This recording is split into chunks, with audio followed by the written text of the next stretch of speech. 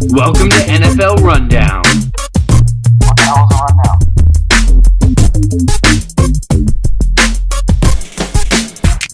Hello, everybody, and welcome into the pilot episode of NFL Rundown. My name's Sam Fortier, and along with my good friend Kyle Stevens, we'll be co-hosting this show.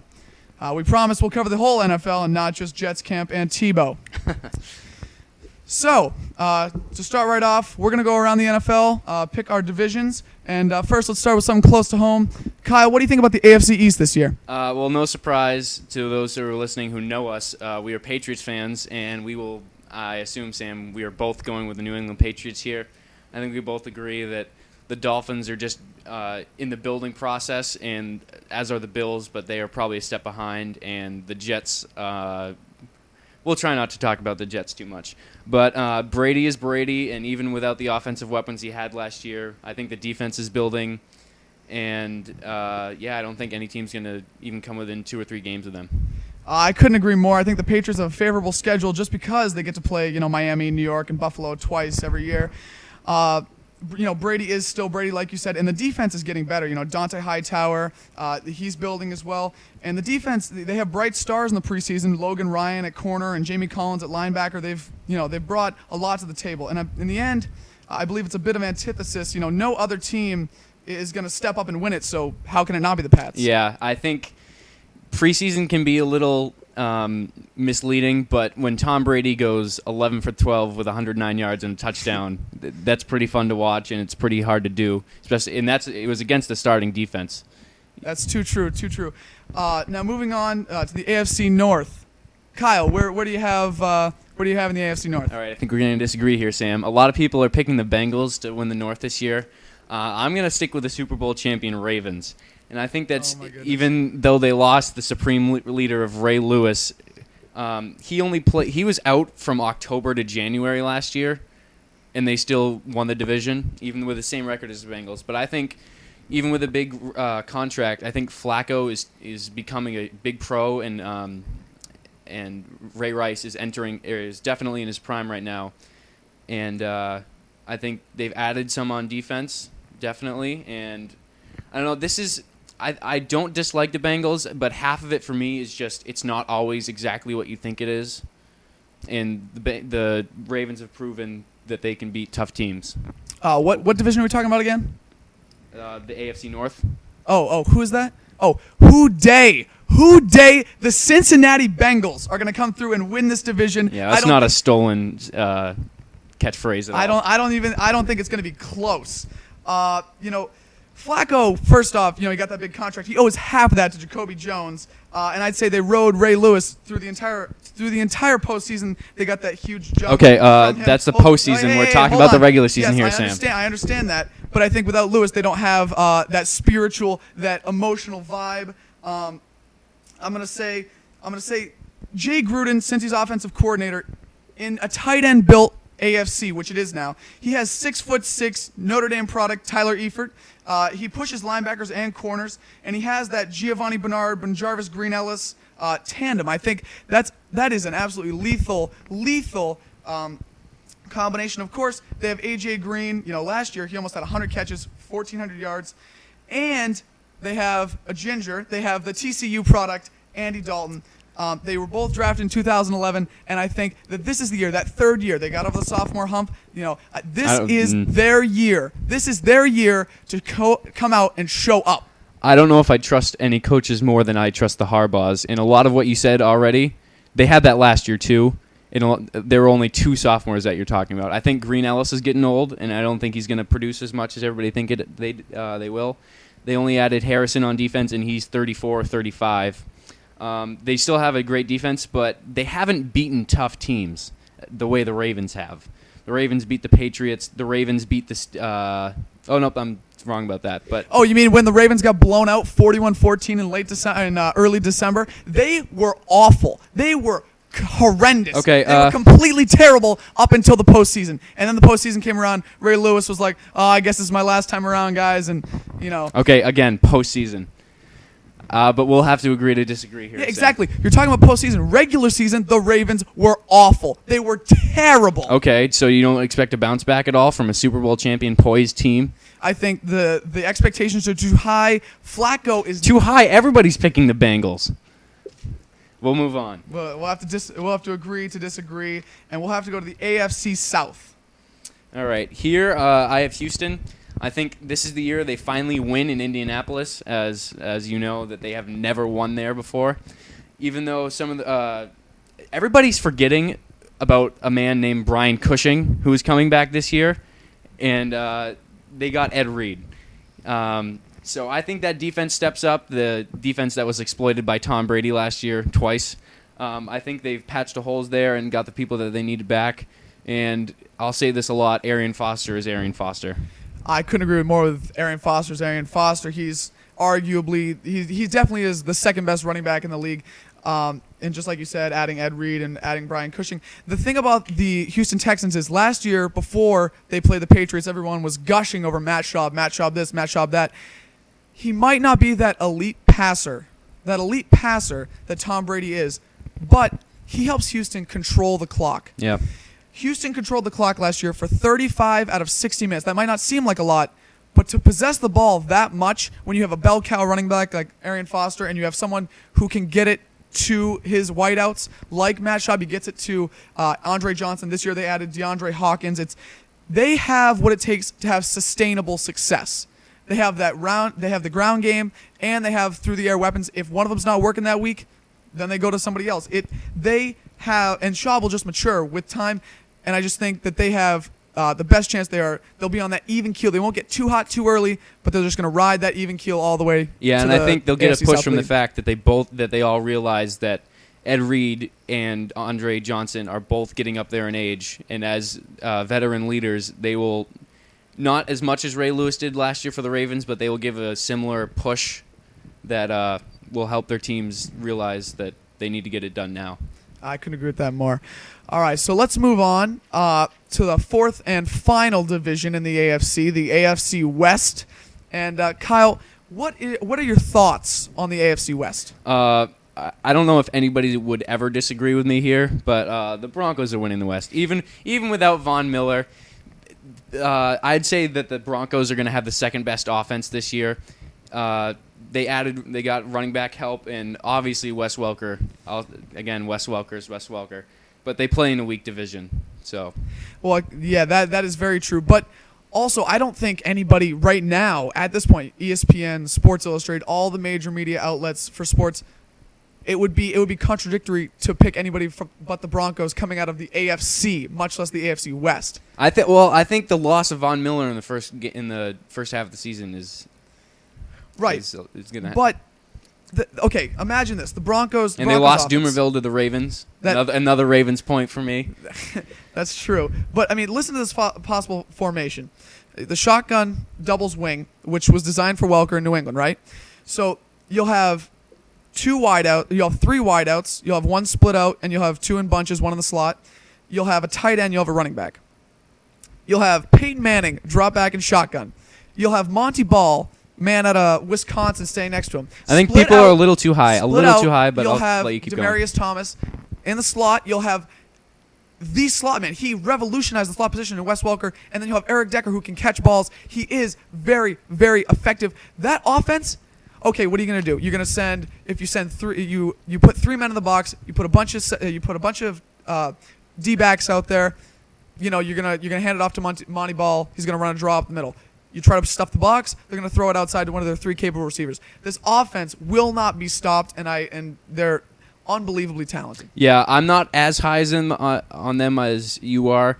I think their defense still has holes, but I saw a tweet from Skip Bayless today that said that credible source. Yeah, that the Broncos are questionable to win their division. So hopefully Stephen A will be going on about that one. But yeah, if there's one division I'm sure about, it's that the Broncos will win the West. And Skip Bayless, this is the Skip Bayless who believes that Tim Tebow is a legitimate starting NFL quarterback. We don't need to keep going on that. Right. Oh, I said we wouldn't mention Tebow. Oh, yep. Sam's already breaking the rules. On to our next topic here. We are both going to be talking about head coaches under pressure this season. And here you go, Sam. All right, Kyle. Well, I'm going to go with Jim Schwartz, coach of the Detroit Lions, whose last year's record was 4-12. To describe what an utter disappointment it is to the Motor City is indescribable. They have number 1 overall pick Matthew Stafford. They had Megatron, the number 1 receiver in the entire NFL. Yes, a while ago, Jim Schwartz inherited the worst franchise in NFL history. They went 0-16 in 2008, bags over the heads. It was awful. But 2012 was supposed to be their year. It was supposed to be their year with Megatron and Stafford. They even have a rejuvenated defense with Ndamukong Suh. He brought balance and competitiveness on both sides of the ball. The Lions looked on paper like they were going to be that team. They weren't. Needless to say the least, they lost a ton of close games. Schwartz, he's on the hot seat because he lost them a game because he didn't understand the rule. It was a ridiculous rule, but against the Texans, he threw a challenge, and it perversely meant that there couldn't be a challenge. It was absurd that rule is in existence. Obviously, it's been taken out now. But I think Schwartz and his inability to understand the rule, that has got to put a huge burden on him, and especially with Lions management. This year, they've added an accomplished running back in Reggie Bush. They've rid the team of distractions such as Titus Young. Jim Schwartz can get focused on football, and he can get focused on saving his job. I have to agree with you, but I think part of their problem, this is going to sound weird, but part of their problem was Megatron. The fact that they didn't have that running back last year. You line up. If the Lions are on offense and you're lining up on defense, you know what's happening, and I think that hurt them late in close games. But we'll move on to my pick now. My pick this year is career record 79, 80, and 1 Marvin Lewis, who has gone to the playoffs 4 times and lost 4 times. And the only reason he's still there after terrible seasons a couple of seasons ago is because owner Mike Brown is probably the most stubborn person in sports. And I know that the counter-argument here is that he has a young, growing team. But I think when you look at the definition of a hot seat, it's make or break. So if he doesn't make it this year with the team he has, if they produce a losing record or close to a losing record, I don't think there's any way you can't fire him. But if I'm the owner, I'm giving him a Lovie Smith ultimatum. It's maybe one step up, though. Win a playoff game or bust. Oh, a Lovie Smith ultimatum where if the Vikings make the playoffs, you're out? Oh, so a game you can't control. If someone else wins, then, bad luck. I guess you're out. Hey, I think it showed strength in the management that said, you know what, Lovie? We should no love for you. We should have been better than this. Playoffs or bust. And I think that type of hard ownership and hard decision-making is going to lead the Bears, and I think it'd be good for the Bengals to get some new blood in there, even though he did draft the new guys. If you could have seen my face while Kyle was talking, it was buried in my hands while spinning around in a chair, thinking to myself, what is that Stephen A. line when he goes, That is blasphemous. That is blasphemous. Exactly. That is exactly what I'm talking about. Because Marvin Lewis was hired to replace Dick LeBeau in 2003 by Mike Brown, the owner of the Bengals.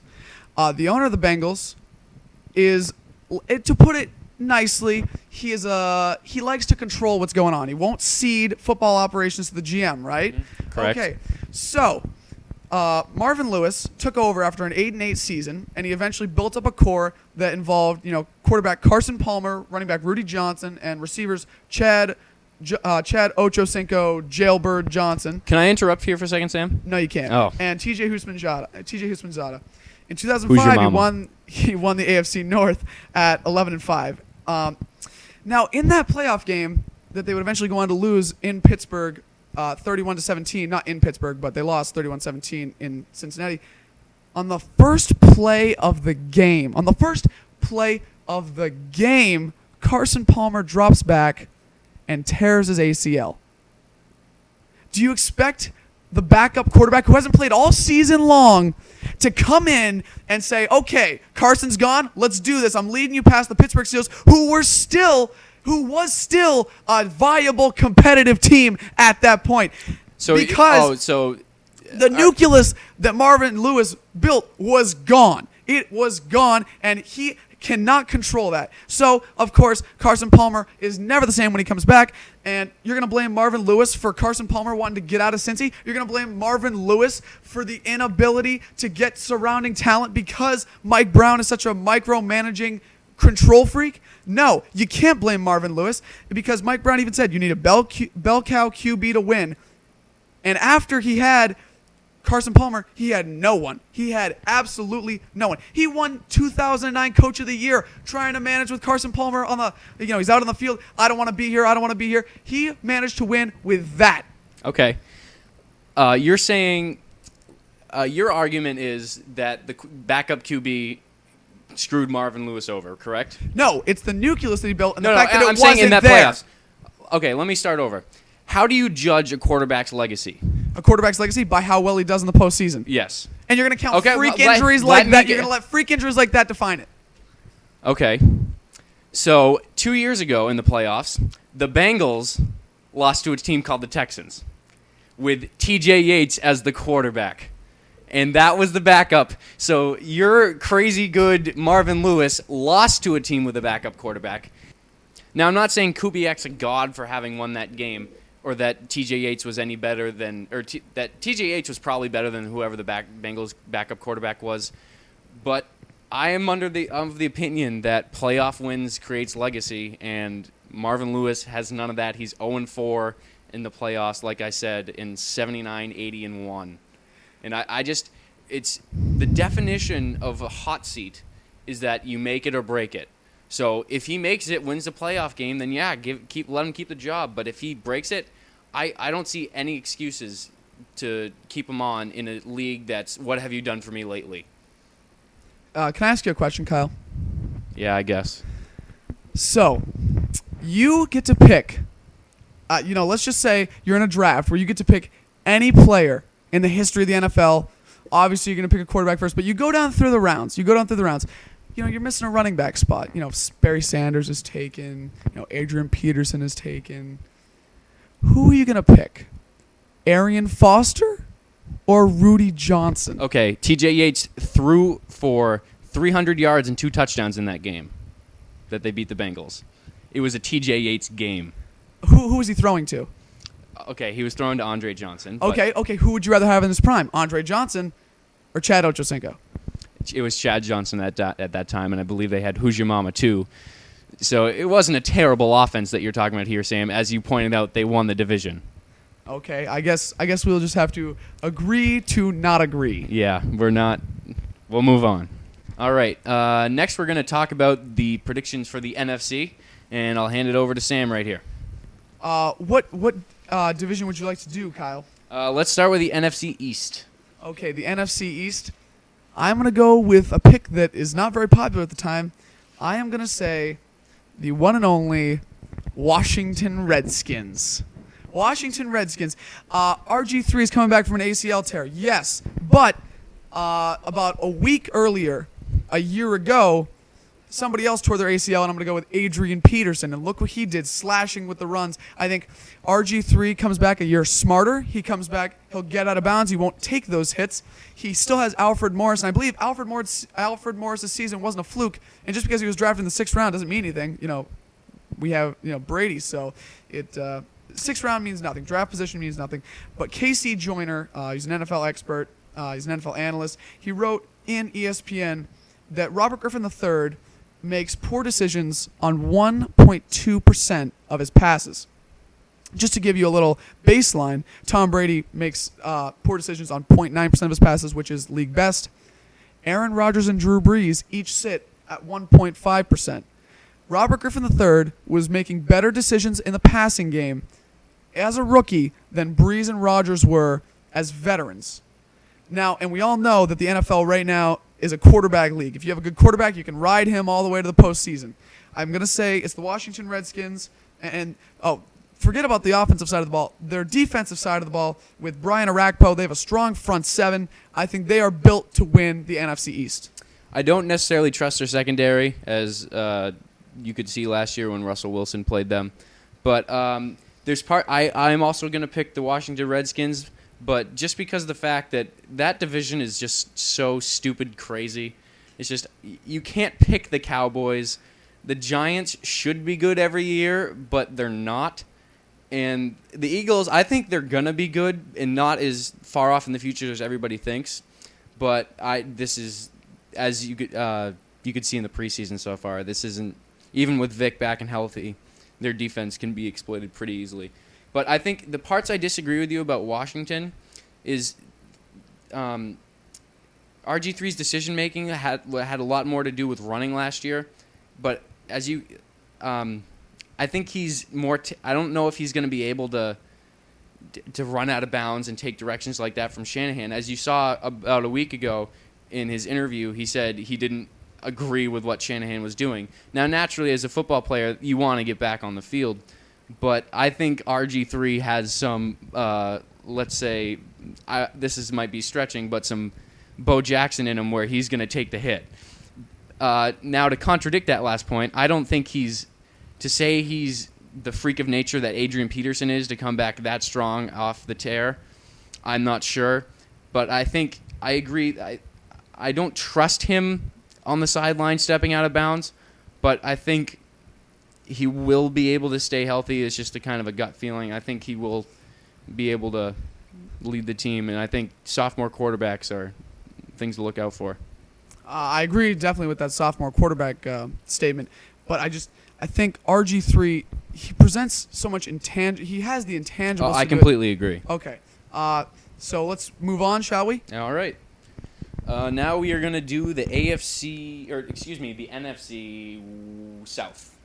All right. The NFC South. Just an interesting stat to point out about them. Since 2002, when the NFC South was established, because the Texans were the 32nd NFL team, no winner has ever been a back-to-back victor. That is going to change.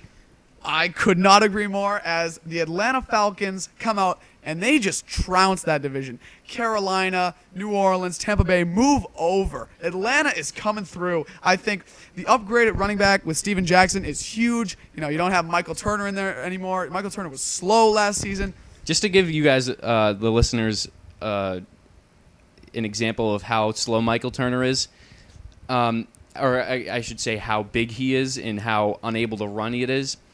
I currently have a 33-inch waist. Michael Turner has a 36-inch thigh. So you're not going to get that much speed out of a guy that has a 36-inch thigh. I mean, he was a bruiser, yeah, but I mean, you cannot generate speed out of that. No. Going on with the Atlanta Falcons, yeah, there are some concerns. They lost Tyson Clabo and Todd McClure, who was a starter since 2000 on that offensive line. But they don't have the offensive line anymore. And they'll obviously bring in people and they'll step up. But the thing that a lot of people are discounting is you don't have Michael Turner anymore. You do have a viable running back as Steven Jackson. That sets up the play action. Yeah. And Matt Ryan is going to be lethal on that play action. If you have a viable threat on the ground and that you can pull it out and you can go to Roddy White, you can go to Julio Jones or Tony Gonzalez, they just have so many weapons. I think they have as many weapons as the Denver Broncos. Yeah, This, in my opinion, will be the best offense in football this year, especially in the division that they are in. How do you stop two number one wide receivers? Even Steven Jackson's getting old. He's probably a top 15 running back. He's 29 years old, but he does have a lot of mileage.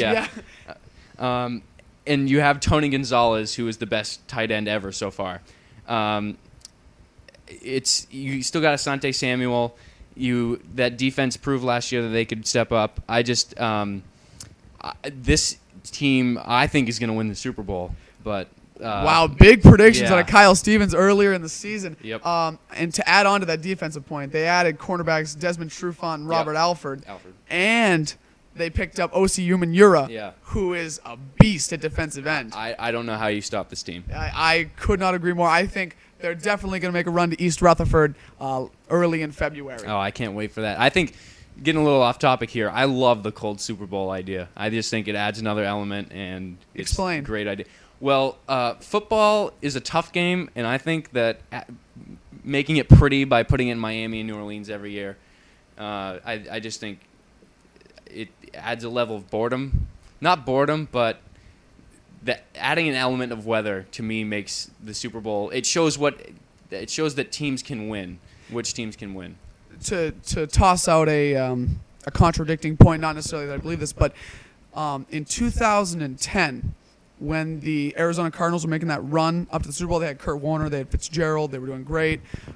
They came to New England late in the season. Oh, that was terrible. And they played in that snow game, and I believe the score was 49-7. I was there. It was brutal. They pulled Kurt Warner. They stuck Matt Leinart in there. Matt Leinart ran around and didn't do anything like usual. But they were a top team in the NFC. They came in. It's like they'd never seen snow before. They absolutely melted. Yeah. Absolutely melted in the cold conditions under the lights of Foxborough, and it was brutal. So adding that element, you could say the equity isn't there because Arizona doesn't play in the snow. I can see what you're saying, but I think it's I don't think it's doing anything negative for the sport. I think it's showing who's tough and who's moving on. And I think Matt Ryan, having played for BC and done so well in the cold, I honestly don't see how this team doesn't at least win a playoff game. Oh, I agree with that completely. Especially, they were so close to making it last season. And just to throw, I completely agree with that Super Bowl statement. I just presenting that contrarian point of view. Actually, I don't think the Saints are going to be bad this year. Just to throw that out. Why is that? Their defense last year was notably atrocious. Porous. Yeah. Porous. But I think you recover from that. They added some, but I just think Drew Brees is more comfortable with Peyton. And I watching Josh Freeman in preseason, oh, jeez. It's like Tim Tebow out there. Yeah. Oh, there's another. We need a counter for Sam of how many Tim Tebow. Oh, sorry, counters. guys. Yeah, and it just Cam Newton's great, but he can't win. Yeah. So another BC shout out, Luke Keckley. Yep. All right. Went a little long on that one. We're going to move on to the NFC North here, where Green Bay is going to run the table. It absolutely couldn't have said it better myself. Green Bay Packers, honestly, who is standing in their way? Cutler's in a contract year, so that scares me a little bit. Please. But Green Bay with what they had, what they did not have last year was an offensive line, right. and they have Aaron Rodgers. Aaron Rodgers threw 33 touchdowns on vertical throws last season. That's the most in the NFL by 6. It's not even close. He has a limited amount of mobility, but that's not the part I love about the Packers offense because they've had Aaron Rodgers for years. It's the backfield. They've added Eddie Lacy and Jonathan Franklin. I think those two can really vaunt the Green Bay Packers into a dynamic offense. They have the ability to maybe go to the ground if it's cold, if Rodgers is having a tough time, or his new receivers. He does have Jordy Nelson and he does have Randall Cobb, but there's limited upside to those guys. I'm not sure I agree with that. When you say limited upside, I think Randall Cobb in the return game is going to be crazy this year. I'm a Matthew Berry fan in that aspect, but I don't know of a team that has. I guess you could say the Broncos, but I would. For touchdown-wise, I think I would pick James Jones, Jordy Nelson, and Randall Cobb. But you can't place, a definite amount on that return game. I mean, with the exclusion of Devin Hester from the Bears when he was putting up, video game numbers, it was ridiculous. You can't count on the return game as much. Kickers are getting better, and they're way more touchbacks since they moved the kickoff spot up. Yep. So that's my contrarian argument. Yeah, but I think with the ability to run will come the ability to play action, and I think that will add some deep passes, but I think that's going to get Cobb open even more. I agree with that. And Jordy Nelson's hurt. He will be back. They're saying he will be back for the first game of the season, but I was basing it off of expecting Nelson to come back. But he has a history of injuries. That is true. And James Jones led the league in touchdowns last year. Everybody forgets about him, but I don't think anybody saw that coming. And we've been talking a lot about offense because the NFL right now is an offense-driven league. But if we're switching over to the defensive side, they have another BC shout-out for Kyle. We got Raji there at defensive tackle. He creates mayhem on the front line. And they still have Clay Matthews, although he needs to cut his hair. He is still playing great defense for the Packers. And I think they're set up to be a very, very, very good football team going forward. And I think, can we both agree that the Bears will be number 2 in there? Because I think my argument to that would be, look at Minnesota now. Yeah, Christian Ponder's the quarterback. I understand that. And no one likes Christian Ponder. But he does have Greg Jennings now. And I think that Adrian Peterson is serious about wanting to get his team to the playoffs. He carries that team. Yep. And like Stephen A. Smith said, he elevates that franchise. So I'm gonna say Vikings go 2, Bears 3. I could definitely see that happening. Even though I don't like the Bears and I don't like Jay Cutler, as most people do, I think contract years are a big incentive, especially for a jerk like him. So I think they'll be able to get it done in the air, in the cold. And to go back to what I said earlier, and those top 3 teams leaves Jim Schwartz a lot of room to work with in Detroit. He's got to get up there. Yeah, that's a tough division. It is. That with the NFC West might be the toughest division. In football. I think the NFC West is pretty split, though. That's true. You do have Arizona and St. Louis, but all right, nice segue, Sam. For the NFC West, I will pick the team out of San Francisco to win, and that is the 49ers. The Bay Area. I think even with the losses of Crabtree for the season and just Crabtree for the season, I think half of me picking them is the fact that I think the read option quarterback is going to have a little bit of a down year, and Kaepernick is less of a read option than is Russell Wilson, even though Russell Wilson has proven to be probably the best pocket passer of the 3 rookies last year, at least from the option. I think teams are going to figure out the noise thing in Seattle, even though they haven't for it seems like every year that the Seattle's been successful. I think when you have a year to game plan and a year to maneuver stuff, I just think that's going to be a factor in letting the San Francisco 49ers. My counter to that, to the San Francisco 49ers prediction is really 3 things. First, Kaepernick is his quarterbacking skills. The loss of Crabtree is a big one for him because he relied on him most of all his receivers last season. And Crabtree's not slated to return until Week 13. And even if he does return in Week 13, everybody knows that's not NFL-ready shape. Another point is that Anquan Bolden equals old. He is old. And I think that as he advances in age, his production will inevitably drop off. I think that Bolden, he's not as young, as fast as Crabtree. He's more of a big red zone target, which San Francisco had in Vernon Davis last year. But let me bring up a stat about Vernon Davis. Since Alex Smith went out with that concussion against the Rams and Colin Kaepernick got put in on Monday night, Vernon Davis in 7 games had 12 catches for under 200 yards total. Yeah. Vernon Davis is an established tight end. Why isn't he looking to him? I think he's old too, but I think giving Kaepernick an entire offseason to himself, like I said, I am a huge fan of the Harbaugh coaches. I think that's just going to be too deadly, and I don't know. I just like the Niners better as a more not more professional team, but more of an established team. Yeah. Okay, and that offseason to Kaepernick that he has to himself, that's a perfect segue into my point about my NFC West choice, the Seattle Seahawks. Offseason to himself, Russell Wilson.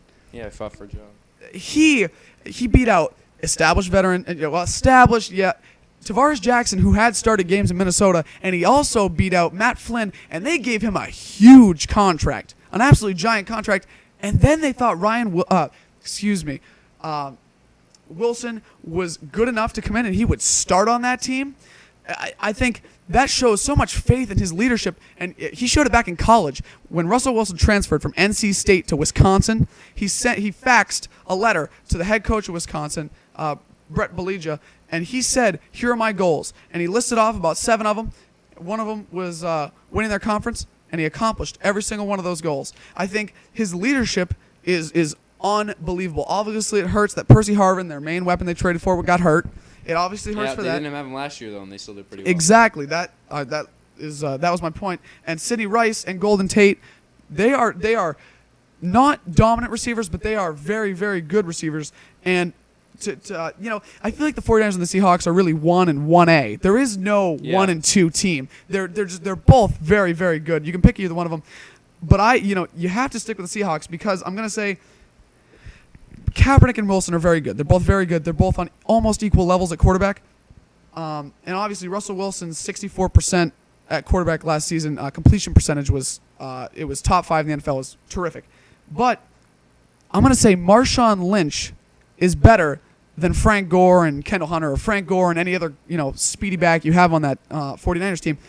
Marshawn Lynch gives them that dynamic like I mentioned. I'm a huge fan of the play action, and like I mentioned about Matt Ryan earlier, I think that's what they have. They have that advantage going into the season. Look at that. We got through that whole thing without mentioning they were both drafted in the MLB. All right. What haven't we done yet? All right. I think we got through the NFC. All right. Now we're going to move on to a segment we like to call Quarterbacks Who Suck. We mean that in the nicest way. No. And this week, we're going to be focused on quarterbacks who suck and get paid a lot of money. Yeah. So people that are bad and get paid for doing it. We are both going to abstain from using the easy choice of Mark Butt Fumble Sanchez because that's too easy. But my pick for this has got to be Sam Bradford. And the blame doesn't really rest on Sam Bradford. It really rests on the old CBA and the old way the NFL used to be where the guys getting the record contracts in history were the guys that hadn't played a down on an NFL field. But the St. Louis Rams, I mean, seriously, they gave him a 6-year deal worth $78 million, and $50 million of it was guaranteed. That's honestly a little bit of insanity, but I know they had to do it based on what the market price was for those number 1 overall quarterbacks. He's really untradeable. He's undroppable because if they cut him, he cost that team $10.2 million in cap space for the next 2 years. And that's $23.3 million onto their 2014 cap. He's untradeable. He's uncuttable. What are you going to do other than send him out there every week? And just to give you a reference of how atrocious he was, last year, he threw 21 touchdowns, which is less than Ryan Fitzpatrick and Phillip Rivers. He had a worse completion percentage than Christian Ponder. And he had a passer rating that was worse than Raiders quarterback Carson Palmer. When you're in that kind of company and you're making exponentially more amount of money than any of the top quarterbacks in football, there's something wrong with that situation. Yeah, I have to agree. I have a different quarterback for mine, but I have to agree with you there. And he should have been arrested for assault last year about how many times he left Danny Amendola out to dry. I agree with that. Yeah. All right. No disagreement there. On to my sucky quarterback here, Phillip Rivers. Phillip Rivers makes $15 million this year, $15,300,000. People have this kind of conversation a lot, but he holds the Chargers in that perennial okay kind of team. And it seems like Sports Illustrated and ESPN are finally stopping predicting that the Chargers, this is their year. It's forever, every single year. But he holds them in the okay team where they don't get the draft players that's going to change them that much, kind of like the Hawks of the NBA. That's an analogy thrown around a lot. He signed on until 2015, and he makes more money each year. And in his last 3 years, he's 24-24, including a 7-9, 8-8, and 9-7 records. Those are not good numbers. Not to mention the ugliest throw ever. I can't watch that. That is the ugliest throw. And just watching him on the field, he just looks like a jerk. He gets on his teammates in the way. I don't know. I don't like him. I don't know about picking on his character, but invariably it seems every single year, I don't know what it is about San Diego camp, but somebody's got to tear an ACL. Yeah. Every year, Malcolm Floyd, Denario Alexander, not Vincent Brown, but every single Talk year about this happens. ACLs this year, my God. Yeah, exactly. That has been. I don't know Not if just San Diego, but it's been tossed around that the later start of camp, which the NFL players lobbied for and they locked out for at the old CBA, that they're coming back in worse shape. They're not being able to run and jump like they were, be able to be as agile. They're blaming that for all the ACL tears. Yeah, I don't think anybody likes Philip Rivers. I can't think so either. So on to another section about quarterbacks, because of course the NFL is a quarterback league. Who do you think, Kyle, is the quarterback? The sophomore quarterback, as the freshman class was very, very strong last year. Who is that quarterback that can sustain their success in coming into this 2013 season? All right, Sam, thank you. I think Colin Kaepernick is going to have the best year out of all these guys. I just think he has the talent. I saw Jaws talk about it this morning on SportsCenter.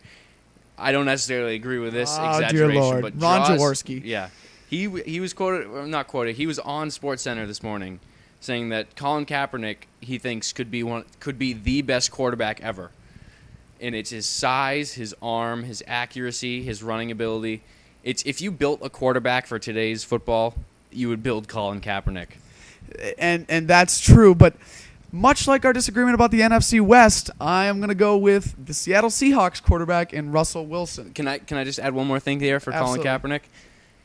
It takes a lot of guts for a coach to start your backup quarterback once your starter is healthy, who had the best quarterback rating in the league up until he got hurt. That's very true. That's how much the 49ers in Harbaugh believe in Colin Kaepernick. And with a full offseason, I look out for this guy.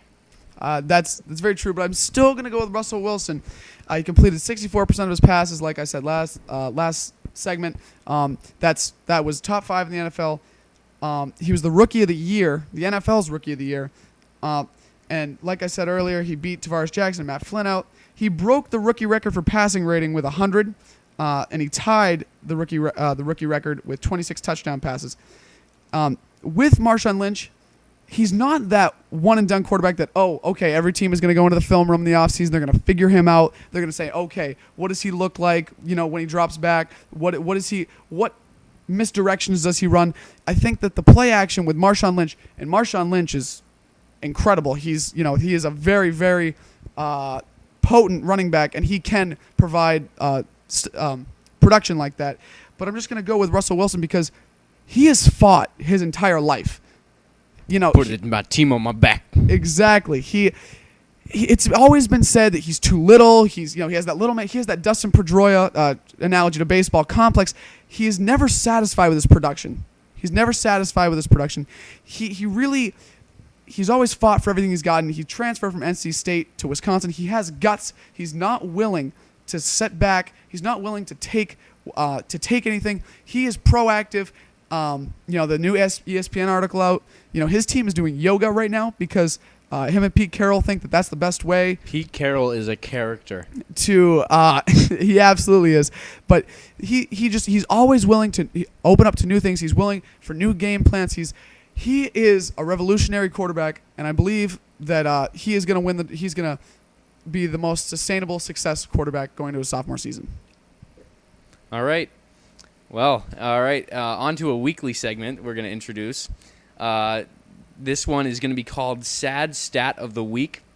This week's Sad Stat of the Week, Tom Brady, who grew up in San Francisco going to Candlestick Park for 49ers games, has played an away game in every single city besides San Francisco. And it's not guaranteed that the next time that the Patriots play the Niners that will be in San Francisco. Everyone feel bad for Tom Brady. Yeah. He only has Giselle to go home to. What a terrible life. Do you know he's building a house in Massachusetts with another moat? He will have 2 mansions with moats when that is finished. Well, clearly you need to protect yourself with some alligators and some medieval-style housing. Yeah, of course. Thank you for listening to NFL Rundown. We will be releasing new shows every Wednesday. You can like us on Facebook and follow us on Twitter at NFL_rundown. You can send responses and suggestions to our email at nflrundownpodcast@gmail.com. That is nflrundownpodcast@gmail.com. I am at kstevs_, and he is at Sam4TR. And you just listened to NFL Rundown.